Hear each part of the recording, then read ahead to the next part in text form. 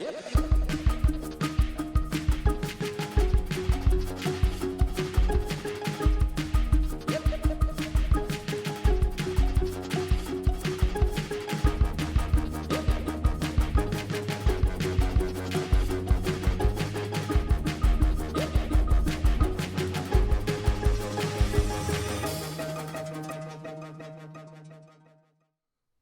everyone, and welcome to Performer Talks. I am Justin Mabry, and soon I'm going to be joined by my friend and co-host Clay Bradshaw as we welcome our first guest for episode 1, Nathan Spare.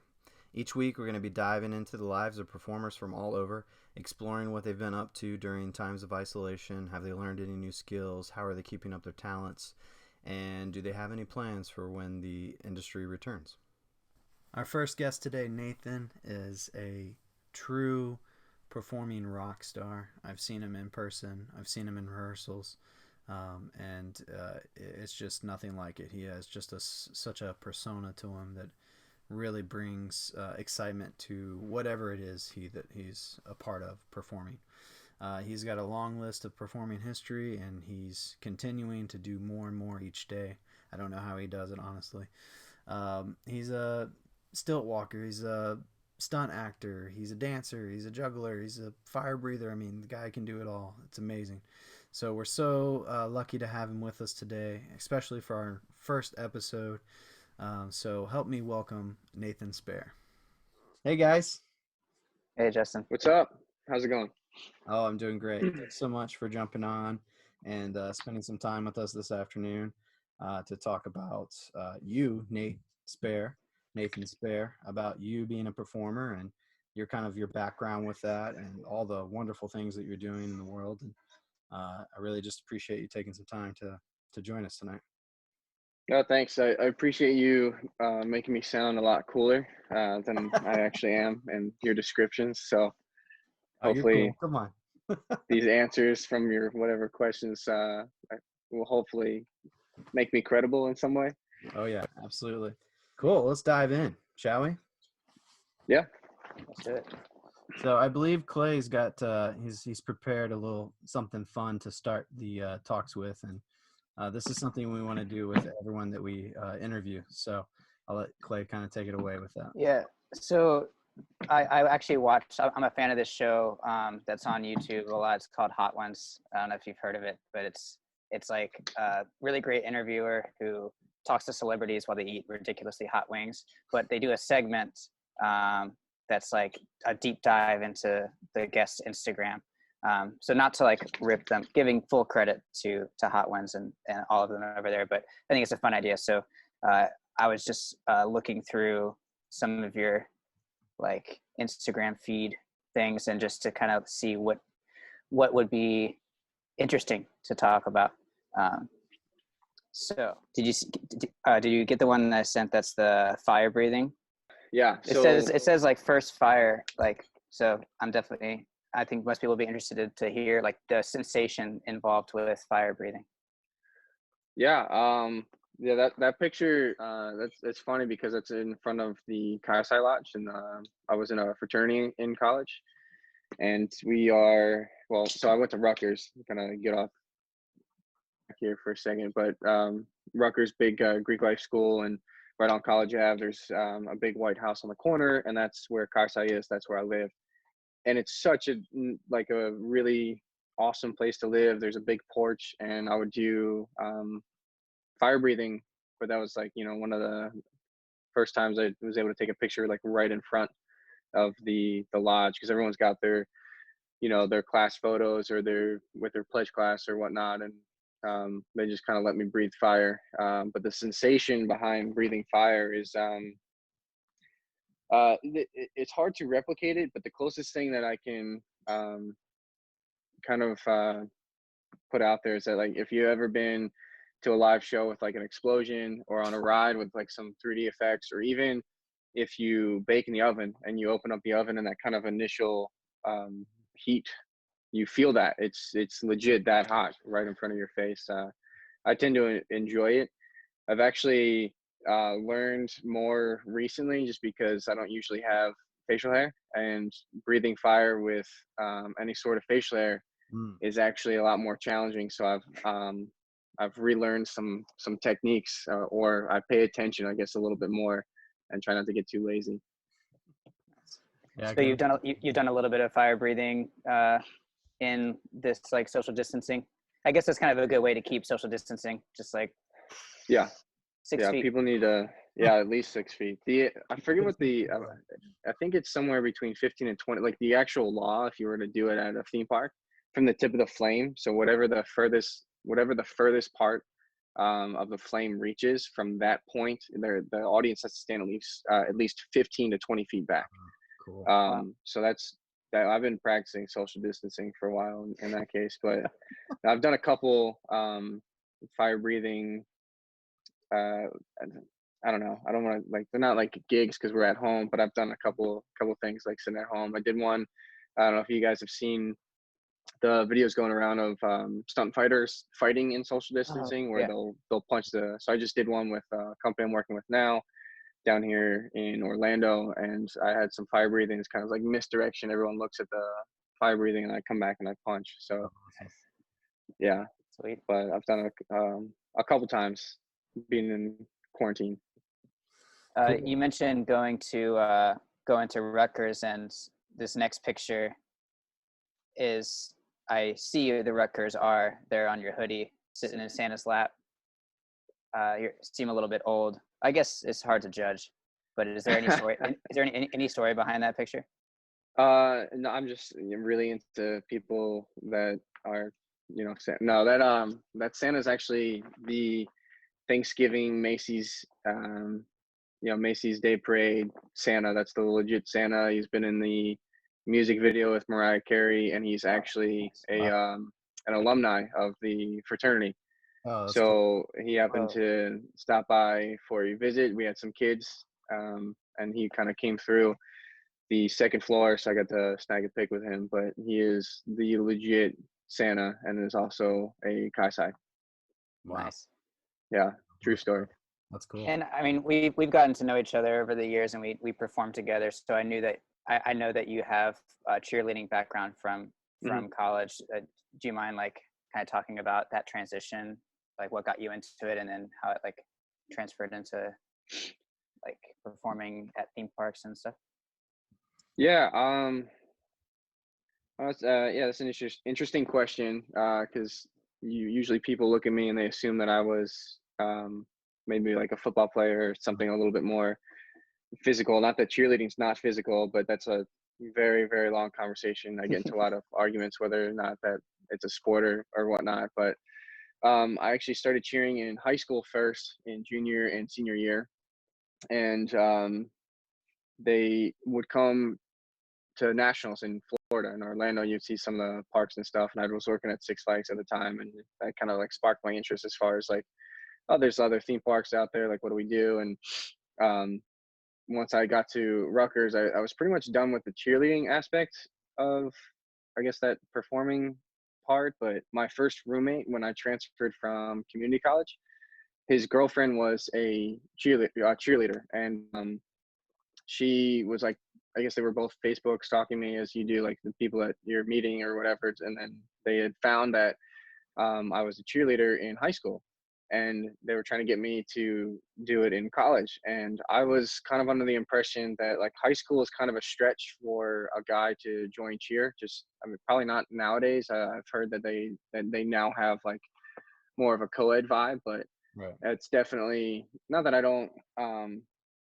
It's not that I was like bullied or made fun of, but definitely like when you used to play football and then now you cheerlead, like, some of your friends will kind of give you a hard time. And in high school, I was probably like 5'8", 120 pounds. By senior year, I was like 175, and like about the height that I'm at now. And now I'm like twice as big in both ways. So it's like, now I could probably take it, but back then it's just like, you care about what people think. So in college, you think that it's going to be harder to socialize or get to know people because like, oh, I'm a male cheerleader or whatever. Wrong. It was the best thing. One of the best things I've done. That and doing Greek life were two big decisions I made that I'm glad that I made in college. And it's just about mostly like learning and being on a team and traveling and all that stuff and being able to compete. And it was a really, really big decision that influenced me kind of up until this day. Awesome. Thanks for that. Last one for this little like segment, if you will. There's this adorable picture with a little baby leopard, I think. And I'm just jealous, and I'd like to hear how that happened. So, I mean, the picture itself was just, you guys know of IAPA, I'm assuming, where Yes. it's, basically an award, like everyone turns on like the Tonys or like the Grammy. It's basically that for theme parks, and they have lots of different awards for all that kind of stuff. And got invited to perform at the actual convention. So a production company that I worked with when I did Hershey Park, they had hired me to go down there and help them with the opening. It was Windish. I'm sure you guys know Windish, and he flew me down, and we got to do the opening. It was like stilts, juggling, all that kind of stuff, and we got to see kind of behind the scenes of the IAPA. And that year we had submitted our show, the Education Show, which was the second year I was doing that at Hershey Park. Well, technically Zoo America, but we got to see who won the award before it was announced, and we actually won that year. Oh, awesome. But a cool thing about IAPA is that it's the coolest convention ever, where it's a theme park, right? They are auctioning or trying to sell things to theme parks. So anything from arcade games, popcorn, oven baked pizza, all this kind of stuff. Like they have rides, there was airbags, and they also had, you could meet animals. It was a photo op. So I waited probably a half an hour in line to take that picture of that baby snow leopard. So Nice. So we really want to dive into some of these questions to see kind of how you've been doing during these times and what sure. you've been staying busy with, So the first question is, how have you been spending this new blessing of time, shall we say it that way, where you've been at home and spending time with your loved ones, but also have you been working on any skills? Have you developed any new skills, anything like that? So I've mostly been kind of working from home. I've been blessed in a way that I can still do what we were doing before we got not forced to be in quarantine, but when we got sent home. There's a new show that I've been working on since September that is opening in Universal, hopefully sooner than later, but we should have been open currently right now. Right. But that got postponed. So I've been able to kind of do some training and being able to keep in touch with the cast with stuff like this, and working on some of the office busy work, being able to sit at home. However, that's not how I've been spending all of my time. The gym is kind of like a big investment for me, not just like membership fees. I'm talking about like it's my livelihood. It's it's how I get certain roles nowadays. It's how I am able to stay sane. It's like training and being physically active is something that's very important to me. So I was able to get some gym equipment so I could still train from home or get some of that full body exercise just by being at home. Now, as far as like skills, I've been working on more of the stunt side of things out of all of the stuff I've been doing. There was a juggling trick I was trying to finally learn that still giving me some hard times. It's a lot harder than what people, when they see it, it doesn't make any sense. I know what it is, and I still can't get it to work. I kind of got it, but it's still not like perform ready or show ready. But I keep telling myself I'm going to finally get to, like, a unicycle in one of my acts, and I have one, but I still haven't done it yet. I keep like, oh well, tomorrow. But mostly just kind of, I'm kind of looking back on some of the weeks I probably worked more than I should have from home, because you don't know what to do, and you think like, well, I'm getting paid, I should want to invest all of my time, and it needs to be perfect. But I'm trying to also, spend time at home, focus on like the important things. And I've got dogs, I've got my fiance, we're trying to plan our wedding, We've been watching, a lot of movies or different documentaries and things like that. Um, we're trying to dive into some of the love language stuff so we can learn more about each other.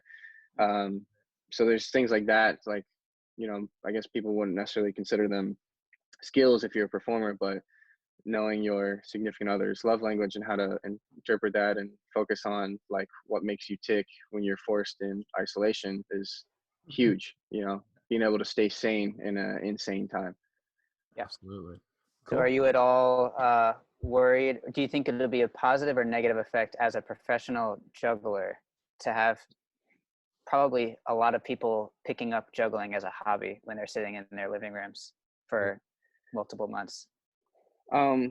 So my initial thought on this answer, I don't want to come across cocky, because I used to have a similar conversation with my mom all the time. I would teach people how to juggle. I can teach anyone how to juggle for sure. Like in less than 5 minutes. If you truly want to learn, I can teach you. I can show you the basic tricks and all that stuff. And my mom used to say like, what are you gonna teach them? They're gonna go and get those jobs. And if I taught someone how to juggle and next week they got a job, I'm not doing my job as best as I can. Right. And I know this answer is gonna sound too cocky or whatever. You won't be able to get jobs over me. There's a difference in there's things that you can't teach someone when it comes to like skills of like there is no failing. Um, I guess another thing kind of from like cheerleading, like you don't want to drop someone. Right. Like everyone knows, even if you've never seen juggling, right? Everyone knows when you drop something that something's wrong. Like that's not what's supposed to happen, right? So that skill I can't teach you how to get out of that if that happens. Or the option of like maybe you're on top of someone or on top of something and you don't even have the option of dropping, so you have to do that. That's why I know like I've been doing it for I don't know a long time. So I know that's a really full of myself answer, but No, that's great. I don't worry about people learning and then just cool, go ahead I'm and trying do to it. see a Nate Spare cover of "Teach Me How to Dougie," but it's "Teach Me How to Juggle." Teach me how to juggle, and it's just an instructional video. That's And not a bad idea. Do that. yeah, That's great. This is what you should be doing with your time, Nate. yeah. That's actually why we're calling you That's to right. pitch that idea to you. Right. Yeah. Teach me how to juggle. It's great. Yep. You bring up a Choreo and all. great point that I just wanted to talk about for one brief second is that you said you won't be able to get this job over me, right? And that's Mhm. I don't think that that's a cocky answer because, well, one, we know you very well, but I think it's more of a you bring several things to the table besides juggling. So like let's say you just pick up juggling, right? And you've never Mhm. performed a day in your life. Someone who has performed in many different outlets and many different venues is going to have this different uh, persona to them when they step out on that stage or step out into that atmosphere, right? So I think that Yeah. one thing that you do really well is transferring those skill sets, right? So it's not just juggling for you, but it's how your persona is and how you encompass all that into your acts, right? Yeah. No, it's yeah, I think it's also a kind of shows what kind of leader you are and what your company stands for. Being able to see that in a performer is huge Right. because I know there might be performers watching this saying like I'm really good. I just wish I got a chance. Like I know it's not as good as so and so, and everyone's got a so and so. There's a list of those performers. They could be great, but Yep. they're not great to work with, and that happens all the time.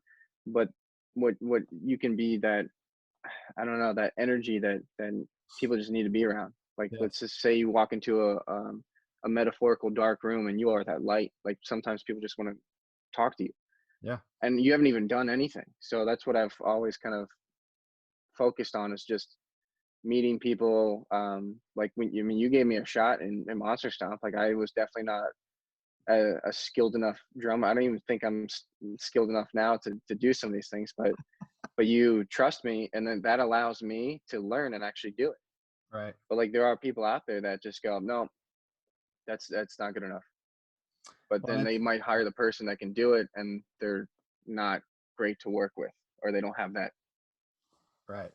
I've you always know. been a believer of attitude is my number one thing. If they've got a great attitude and they're a little rough around the edges or they need a little help, I mean, there are some people that just aren't ready, and that's, a realization those people need to have, and you have to help them through that and coach them, and you can still, there's ways to tell them that without, tearing them down, right? But Mhm. there's also the people in the category who have a great attitude and are close, and with the proper coaching and belief, honestly, and inspiration, they may go on to be some of the better performers out there. And so, and then you have the other people in the category, which I firmly believe are just like so talented. They just wake up breathing talent, right? They can just do anything without practicing or working hard for it, and it just comes very natural to them. And some of those have everything, right? They have the great attitude and they're very humble, but there are some that, the attitudes are not where you would like them to be. And again, I'm Mhm. going to pick that person who's got the great attitude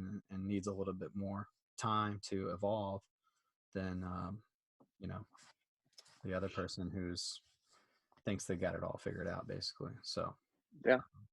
okay, awesome.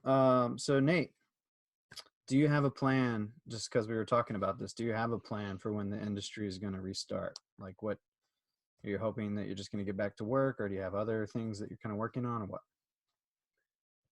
Yeah, I guess a little bit of both. I was fortunate, to be in a position where we were opening a new show at a theme park. So seems like a pretty big investment that they're going to continue pursuing. I'm not sure what happens as far as like the gig stuff, but it's allowed me time to focus on some other things. I moved here mostly to be in the stunt industry, in terms of like the theme park world, and it's close to like Atlanta and Miami, which are they film a lot of stuff there. And I've been SAG eligible for a while, so I think once the industry starts back up again, I finally need to, make that investment and join SAG and start hustling and, you know, do what I do, live shows, but film and TV. Yeah, that's great. So, and that's something I didn't even know about you. So you would maybe potentially love to be like a stunt actor in a film. Yeah, I kind of call it the go get 'em guy. And there's a lot of movies where you go, I think I recognize that guy, and they might not be the main character. They Yeah, could be more or less like a featured extra with a lot of lines, so not really a right. featured extra in that terminology, but someone that you go, oh well, he's always the tough guy, or basically I kind of want to be a professional movie villain, just because I know that's probably easy to sell that I probably work for some bad, um, I don't know, company, and a superhero has to come and punch me in the face or something. I don't Marvel film. know. Yeah. Cool. That's great. I'd watch it. I watch it for sure. Great. I think Clay's got one more for you before we wrap this thing up. I Okay. sure do. I sure do.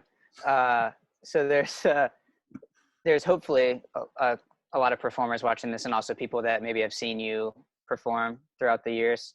I'd love to, like, we've spent some time in the past like talking about old performance experiences, but like if you want to share like a favorite, like a gym from your performing experiences, something that Oh, stands out.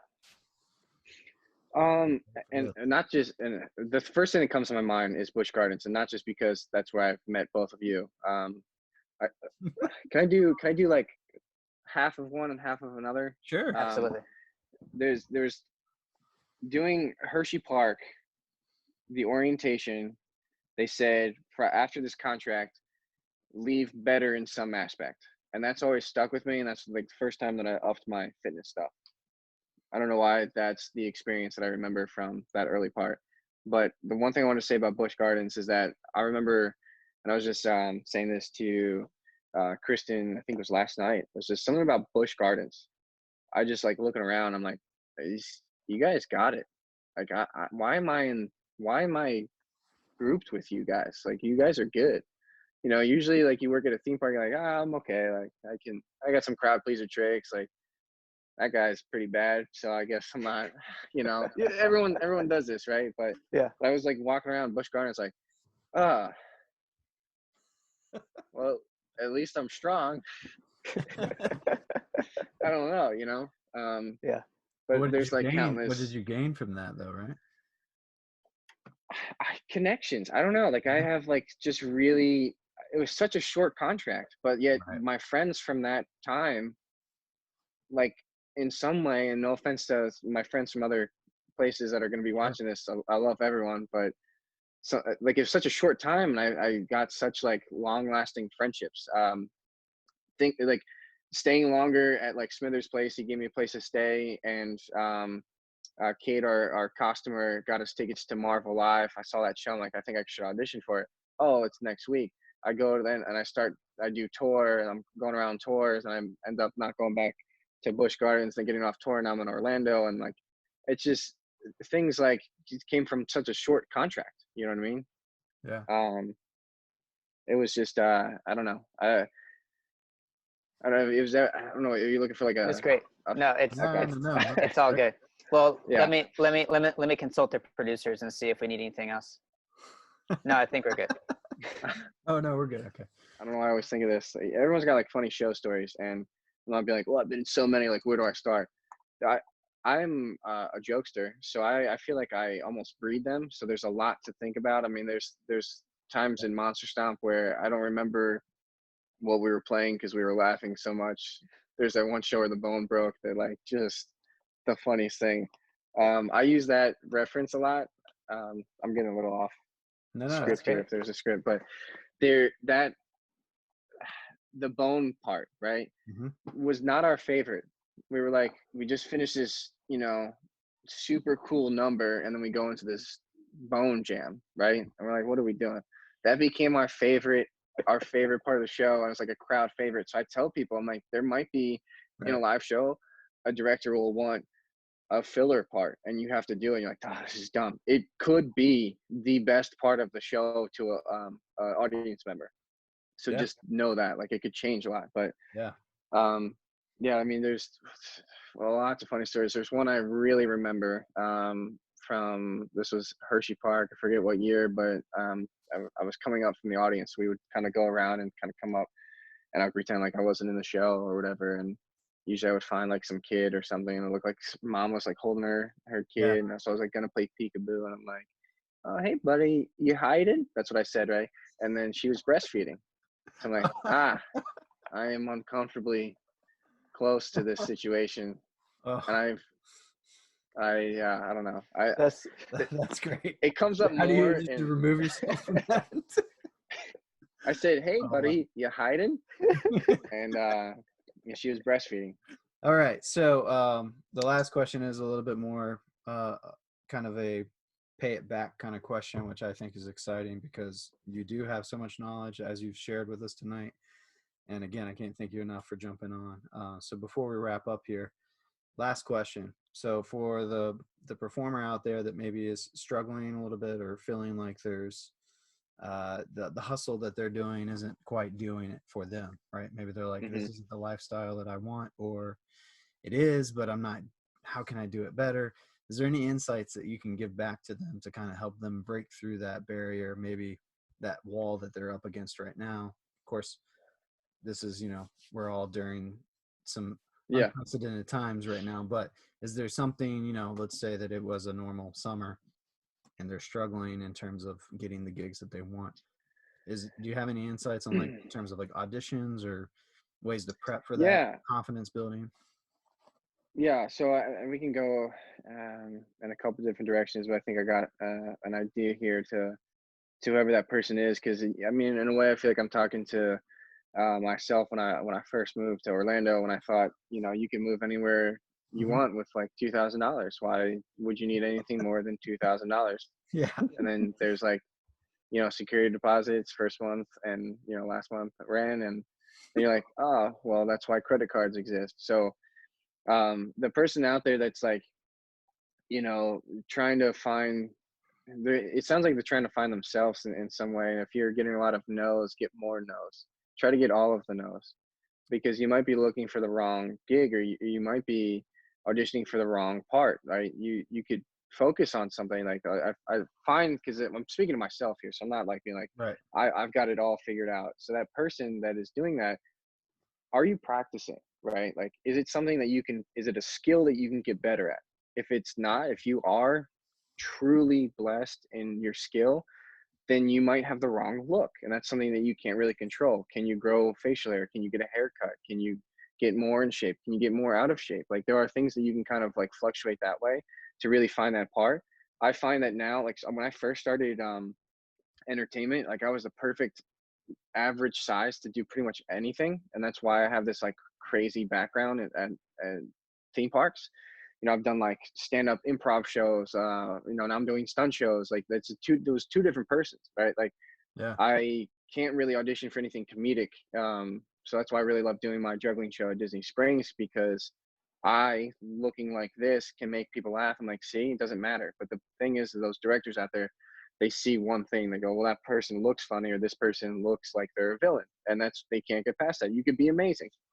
So that person, it might not be you, right? It could just be you don't fit the part.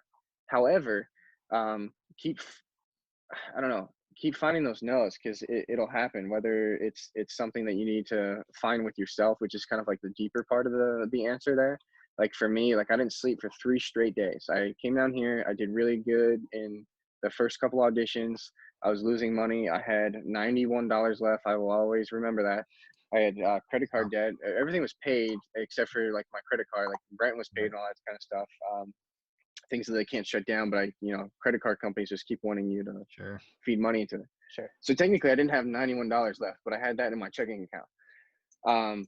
So I grew up in a religious household, and I'm not trying to like preach on anyone, but for me in that moment, I just started talking out loud, right? I was trying to talk to my grandfather that had passed. I was like in a weird place, right? And I was talking out loud. I don't know if some people would consider that praying. Some people would just consider that you're going crazy. Who knows, right? But I was not sleeping for like 3 days because I had no gig or job to wake up for the next day. I'd applied for everything. I had a college degree. I applied for Verizon, Vitamin Shop, the gym that I was working out at, Petco. I used to work at a pet store way back when. The same job. They're like, this pays $10 an hour. I was like, I'm currently making 0, but I can do this job better than anyone you hire. They're like, oh, lost that job to a high school graduate. I tried to go to a music store to be a sub teacher and be like, I can teach like the performing side of it, like the live performance, right? Like I can give you a different aspect of it. I got a no there. I got no's across the board, and I'm up late at night talking and just start, praying or whatever, just like really just putting it all out there. Next day, Disney called me, and that's when I got the offer for the Indiana Jones show. So sometimes you need to get pushed in that corner, because you'll find out if you're made for it. Go apply for those jobs and get those no's. And it doesn't have to be just like, I'm auditioning for this, that, and that, and that. It could be, well, I'm interviewing for this. I try to get that. I try to do this. I try to like read a book about this or whatever. And then you're finding things that you click well with, right? So push yourself in that corner. Keep going. I know it's a dark time, but like if you keep pushing, something's going to come. Like it's gonna run out of you. It's not gonna be quiet at all. So. Oh, that's great. Yeah, that's super great insights. Because having known you for a relatively long time now, I've seen kind of that roller coaster that you've been on a couple different times. Like before you got the Marvel tour, right when you moved to Orlando, like you just said. Like I remember talking to you about that. And so it seems like your experience is like great evidence of just riding that roller coaster, but also a combination of that and like forging your own way, because now you're like able to customize your experience of what you're working on creatively, and like to pay the bills and all that good stuff. It's really like great insights to have. Yeah, you gotta find kind of like what works for you, and that answer's not necessarily to be like you got to do it like me. You just kind of gotta dig deep. And I'm pretty sure like I've called Clay a couple times and in some of the downtime. So don't be afraid to talk to friends and people that are close, just to kind of like get some of those deep answers out, and kind of helps like air some of that out, or talk with like a friend to hear it out loud, to hear you say it out loud. It helps, and we can do that now. And in quarantine, you can pretty much now with like Zoom or all this stuff, you can talk to anyone you want. It might be hard, but try it out. Absolutely. Yeah, I think that's one of the the better things about this time is that it's a chance to connect with people and spend some time focusing on you, or focusing on things that you normally wouldn't have a chance to focus on, or reconnecting with some people. But also, this is a great time to reach out to some people and get some advice. I mean, that's, let's be here for each other. So I think that that's Mm-hmm. really, really great. All right, Yeah. cool. So I want to wrap this up with you giving us just a little taste of some of your talents. So if you have something fun that you could do for us real quick, that would be awesome. And again, Yeah. I want to thank you so much for being a part of the first Performer Talks. And again, thanks to Clay for jumping in on this and having fun with us tonight and giving some of your great questions and insights as well. So, Oh yeah, of course. Been looking forward to it.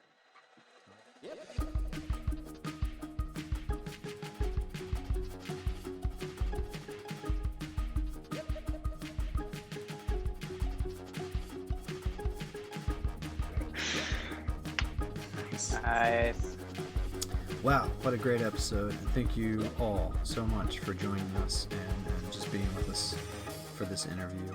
I hope that you got something out of it. If you're a performer and you're interested in being on Performer Talks, shoot us a message, send us an email, comment below.